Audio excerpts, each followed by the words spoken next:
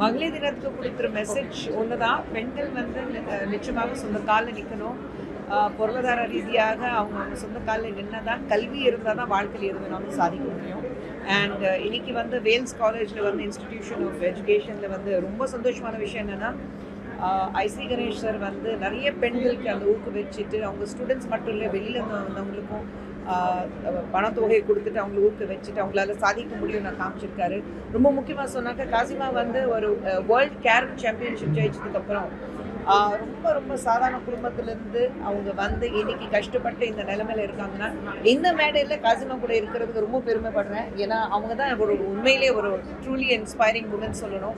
இன்னைக்கு அதுவும் இந்த கல்வி இன்ஸ்டிடியூஷனில் இருக்கும்போது பெண்களுக்கு வந்து ஒரு முன்னுதாரணமாக இருந்துட்டு வாழ்க்கையில் நம்ம நினச்சா எது வேணாலும் சாதிக்கலாம்னு அவங்க நிரூபிச்சிருக்காங்க. So I think congratulations to you and this stage completely belongs to you Kasima. பெண்களுக்கு எதிரான வன்கொடுமைகள் வந்து அதிகரித்துன்னு சொல்லிட்டு நடிகர் விஜய் அவர்கள் வந்து திமுக அரசு வந்து குறிப்பிட்டு ஒரு காணொலி அதை பற்றி இல்லை, பெண்களுக்கு எதிராக வந்து நீங்கள் இதை தயவு செஞ்சு ஒவ்வொரு மேடையிலையும் ஒன்று சொல்கிற விஷயம் என்னன்னா, பெண்களுக்கு எதிரான ஒரு வன்கொடுமைகள் நடக்கும்போது, அவங்களுக்கு பாலியல் தொல்லை நடக்கும்போது, இது கட்சி ரீதியாக பிராக்கெட்டில் போட்டுட்டு தயவு செஞ்சு பேச வேண்டாம். நான் விஜய் அவர்களுக்கும் என் தம்பி மாதிரி தான் என்னை சிஸ் தான் கூப்பிடுவார். தயவு செஞ்சு இது வந்து திமுக ஆட்சியில் நடக்குதா, இது பாஜக ஆட்சியில் நடக்குதா, இது காங்கிரஸ் ஆட்சியில் நடக்குதா, இல்லை திரிணாமுல் காங்கிரஸ் நடக்குதா, இல்லை எல்டிஎஃப் கேரளாவில் நடக்குதா, தயவு செஞ்சு நீங்கள் வந்து ஒரு பிராக்கெட்டில் பொலிட்டிக்கல் பிராக்கெட்டில் போட்டு பார்க்காதீங்க. ஒரு பெண்களுக்கு பாலியல் தொல்லை இல்லை இந்த மாதிரி வன்கொடுமைகள் நடக்கும்போது நம்ம வீட்டு பெண்ணுக்கு நடக்கிறத மட்டும்தான் நம்ம பார்க்கணும்னு ஒழிய, இது இவங்க ஆட்சியில் நடந்தது அவங்க ஆட்சியில் நடந்ததுன்னு பார்க்காம, ஐ திங்க் ஒட்டுமொத்தமாக நம்மளால என்ன செய்ய முடியும், இது வந்து வீட்டிலேருந்து பசங்க வளரும் போது அவங்கள எப்படி வளர்க்கணும் அதுதான் அவங்களுக்கு சொல்லி கொடுக்கணும்னா தவிர, இது பிராக்கெட்டில் போட்டுட்டு நீங்கள் தயவு செஞ்சு பார்க்காதீங்க. எனக்கு இல்லை, ரொம்ப கஷ்டமாக இருக்குது. அது மட்டும் இல்லை, நீங்கள் பார்த்தீங்கன்னா சமீபத்தில் ஒரு 3 நாளுக்கு முன்னாடி வந்து மத்திய பிரதேசத்தில் ஒரு 5 வயசு குழந்தை கேங் ரேப் பண்ணியிருக்காங்க. ஸோ அப்படி இல்லை பார்க்கும்போது எங்கே அவங்க வளரும் போது அவங்க மைண்ட் செட் எங்கே இருக்குது, இல்லை எல்லாமே வந்து அவங்க ஃபிங்கர் டிப்ஸில் இருக்குது, எல்லாமே ஈஸி எக்ஸசிபிலிட்டியாக இருக்குது. அது காரணமாக இல்லை வளரும் போது அவங்க எந்த மாதிரி ஒரு சூழ்நிலையில் வளர்ந்தாங்கன்னா நமக்கு தெரியல. பட் இந்த பெண்களுக்கு எதிராக நீங்கள் வந்து பெண்கள் பார்த்துட்டு இந்த மாதிரி அடையக்கூடாது, இப்படி பேசக்கூடாது, அந்த நேரத்தில் போகக்கூடாது. 5 வயசு குழந்தை எப்படி அணையணும்னு எனக்கு தெரியல. இல்லை 80 வயசு ஒரு மூதாட்டி இருந்தாலும் பாலியல் தொழில் இருக்குது. ஸோ அப்படி இருக்கும்போது அவங்க எந்த மாதிரி ட்ரெஸ் பண்ணணும்னா எனக்கு தெரியல. இன்னும் வந்து ரீசெண்டாக வந்து ஒரு நியூஸ் வந்தது, ஒரு 65 வயசுல இருக்குது ஒரு தாய் 30 வயசுல இருக்குது தன்னுடைய மகனை கொன்னுட்டு, ஆமாம் நான் தான் கொன்னுன்னு சொல்லியிருக்காங்க. ரீசன் வந்து வீட்டுக்கு வர அவங்களுடைய அத்தைக்கிட்டே வந்து அவங்க வந்து தவறாக நடந்துக்கிறது முயன்று பண்ணியிருக்காங்க.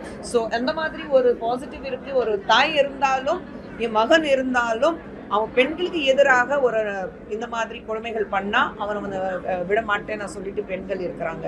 ஸோ மத்திய மகளிர் ஆணையம் இதுவரைக்கும் இதில் கவனம் செலுத்தாது. நான் அதில் மெம்பர் இல்லைங்க. ஸோ நான் அதுக்கு பதில் கொடுக்க முடியாது. அது மட்டும் இல்லாமல் இன்னைக்கு தமிழக எம்பிக்கள் வந்து பேசும்போது மத்திய அமைச்சர் தர்மேந்திர பிரதான் வந்துட்டு அவங்க நாகரிகமற்றவர்கள்னு பொலிட்டிக்கல் கொஸ்டின் நம்ம இங்கே வந்து இந்த மாதிரி பல்கலைக்கழகத்தில் நம்ம வந்து பொலிட்டிக்கல் கொஸ்டின்ஸை எடுக்க வேண்டாம். நடவடிக்கைகள் மூலம் இந்த மாதிரி குற்றங்களை தடுக்க முடியும் நீங்க நினைக்கிறீங்க? கண்டிப்பாக முடியும்.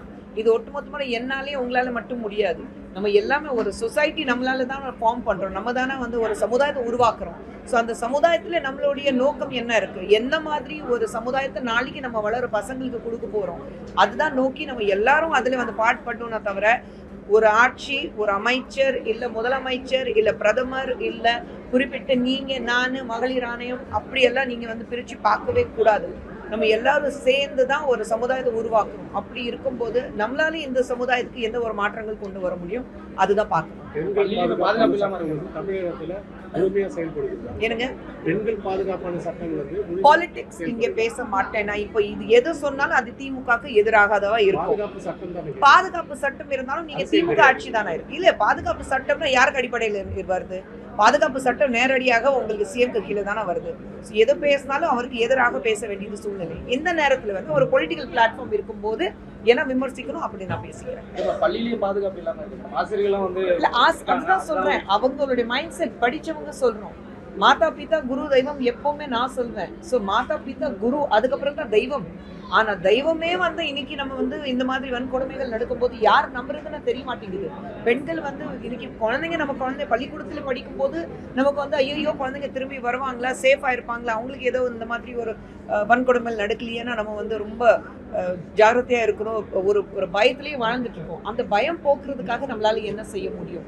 நியூஸ் வெளியில வரணும், பாசிட்டிவ் நியூஸ் வரணும். நெகட்டிவ் நியூஸ் மட்டும்தான் ஒரு நியூஸ் இருக்கக்கூடாது. உண்மையில சொல்ல போனா அவங்கள மாதிரி பத்திரிகையாளர்கள் எல்லாரும் உங்களுக்கு எல்லாருக்கும் மிகப்பெரிய கடமை இருக்கு. ஏன்னா அந்த ரெஸ்பான்சிபிலிட்டி உங்களுக்கும் இருக்கு. பாசிட்டிவ் நியூஸ் அது ஒரு பாசிட்டிவ் நியூஸ். நெகட்டிவ் நியூஸ்னா தயவு செஞ்சு அது மறுபடியும் ஒரு கட்சியில பிராக்கெட் பண்ணிட்டு நீங்க போடாதீங்க. பெண்களுக்கு எதிராக ஒரு பிரச்சனைனா அது மட்டும்தான் பெருசா போடுதுன்னா தவிர பாலிடிக்ஸ்ல பிராக்கெட் பண்ணிட்டு போடாதீங்க. உங்களுடைய அட்வைஸ் என்னவா இருக்கு பெண்களுக்கு? அட்வைஸ் ஒன்றும் கிடையாது. இன்னைக்கு பெண்கள் வந்து நான் சொன்ன மாதிரி தான் அவங்க வந்து பாதுகாப்புனா அவங்க வந்து ஃபர்ஸ்ட் ஒரு பிரச்சனை நடக்கும்போது அவங்க போல்டாக வெளியில வந்து பேசணும். ஒரு எங்க இருந்தாலும் அந்த பேசணும். அந்த ஒரு விஷயத்தை பத்தி பேசினாதான் அந்த நேரத்துக்கு அந்த மனிதனுக்கு வந்து தண்டனை வாங்கி கொடுக்க முடியும். நீங்க 10 வருடங்கள் கழிச்சு பேசுனீங்கன்னா அது தண்டனை வாங்கி கொடுக்க முடியாது. ஸோ நடந்த சம்பவம் உலகம் என்ன வேணாலும் சொல்லிட்டேன். முதல் கேள்விகள் பெண்கள் பயப்படுறதுக்கு காரணமே வந்து எல்லாரும் திரும்பி அந்த பெண்ணை பார்த்து விரல் நீட்டுவாங்க. நீ என்ன பண்ண, நீ என்ன பேசுன, நீ எதுக்காக அங்க போன, அந்த நேரத்துல உனக்கு என்ன வேலை, அந்த பையன் கூட நீ எதுக்கு போன, இந்த கேள்விகள் பெண்கள் பார்த்து தான் வரும்னா தவிர அந்த எப்போ இந்த கேள்விகள் நிறுத்துறாங்களோ அன்னைக்கு பெண்கள் தைரியமா வெளியில வருவாங்க.